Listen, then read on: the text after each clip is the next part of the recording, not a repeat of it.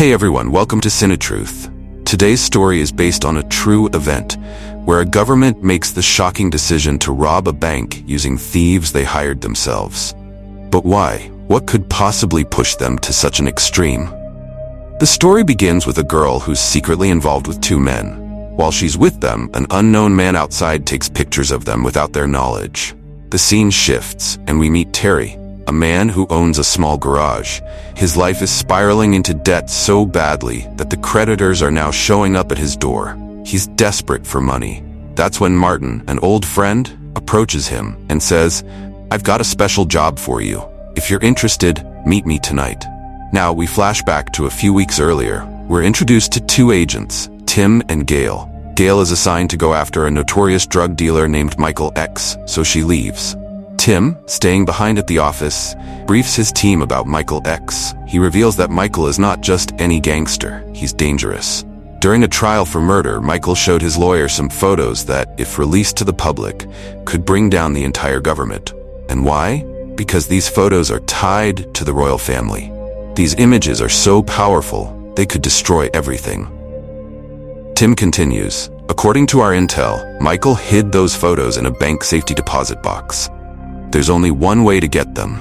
We have to stage a bank heist, but it needs to be so clean that no one ever suspects we were behind it." Tim calls Martin, his girlfriend, and explains the situation. In the present, Martin meets Terry and tells him about the heist.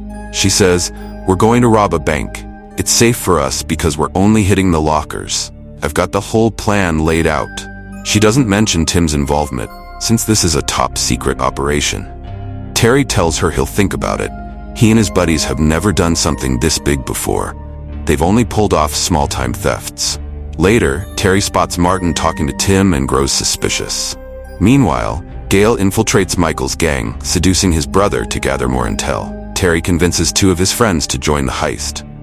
Then, we're introduced to a man named Lev, who owns a bar and dabbles in illegal business.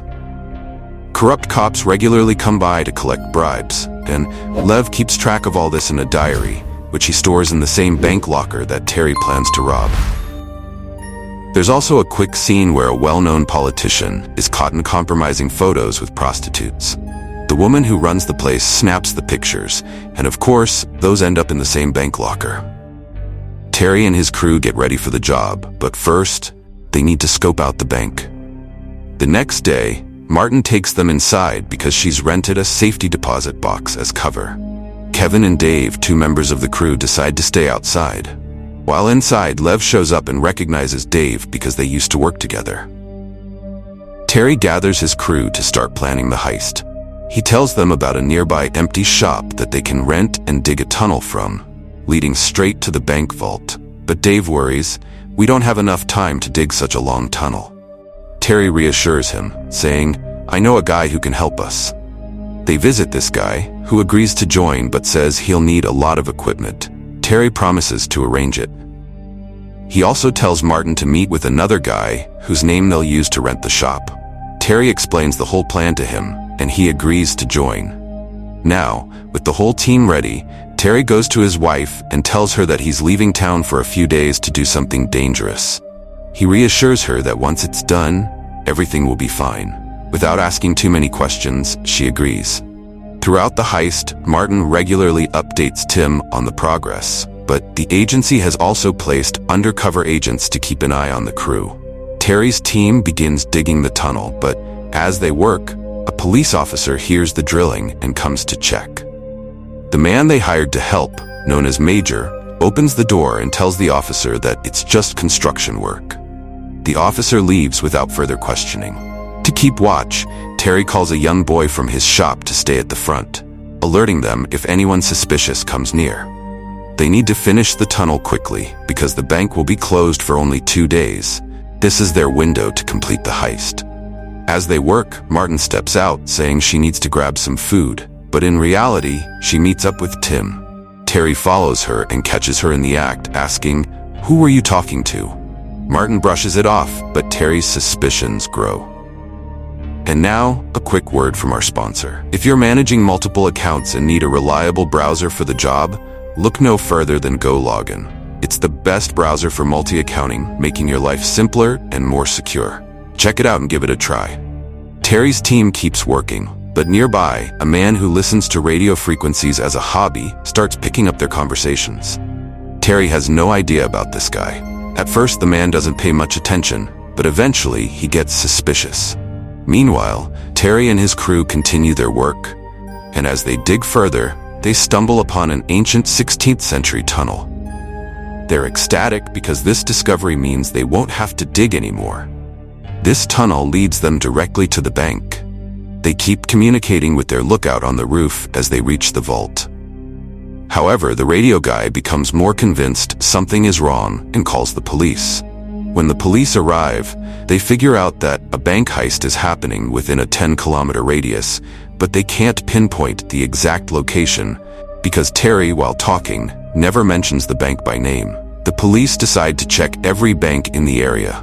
Meanwhile, Terry decides to take a break, planning to finish the job in the morning. While the team is resting, Martin sneaks into the locker area, but just before she can do anything, Terry walks in. He asks, "What are you doing here?" But once again, Martin dodges the question. Morning arrives, and the crew begins looting the lockers.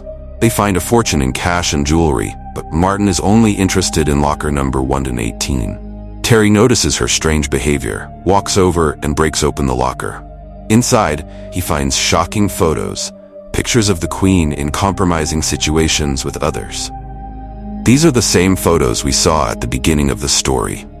Terry takes the photos and keeps them for himself. Meanwhile, his lookout warns him that the police are getting closer. Terry quickly tells everyone to stay calm, and when the police arrive, they do a quick check but leave after seeing nothing suspicious, assuming they need to check other banks. Realizing the time to escape has come, Terry changes the exit plan at the last minute. He no longer trusts Martin. When Tim's team follows the van Martin told them about, they find it empty. Meanwhile, Terry and his crew make a clean getaway in a different van. Later, we see Tim getting scolded by his superiors. Tim had promised them that through Martin, he could secure the photos, but he failed, losing a golden opportunity. Meanwhile, Terry divides up the loot, but he confronts Martin, saying, "You're hiding something." Martin finally confesses, "I was only after those pictures. Tim helped me once when I was caught with drugs at the airport. If I didn't help him now, he would have thrown me under the bus."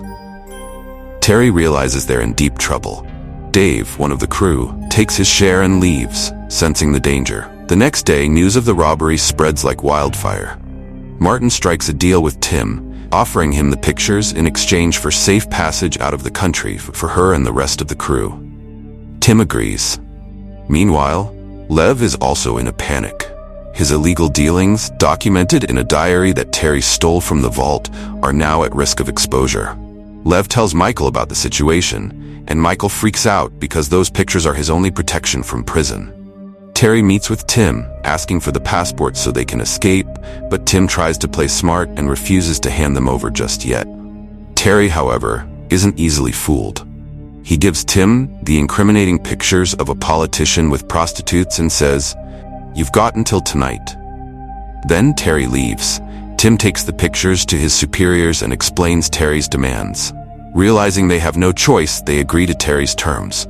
Meanwhile, Lev remembers seeing Dave hanging around the bank days before the heist, so he kidnaps Dave. After a rough interrogation, Dave spills everything about the crew. Lev then goes to Terry's garage and captures one of Terry's friends. Lev calls Terry, demanding to know where the diary is. Terry, confused, insists he doesn't have the diary Lev is talking about. Lev, enraged, shoots Dave taut. Now, Lev wants the Queen's photos too. Terry finds himself caught in a deadly situation. Both Lev and Tim want the pictures. Terry arranges a meeting with both Lev and Tim the next day. That night, he returns home and gives all the stolen money to his wife. He tells her, "If I don't come back, you need to leave the country." His wife is worried, but says nothing as Terry walks out the door. The next day, Terry meets with Tim and hands over the photos to him. As this is happening, Lev arrives and sees Terry with MI5 agents. Realizing what's going on, Lev panics and flees the scene.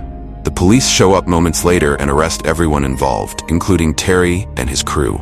However, Terry manages to negotiate a way out. warning them all to be more careful in the future.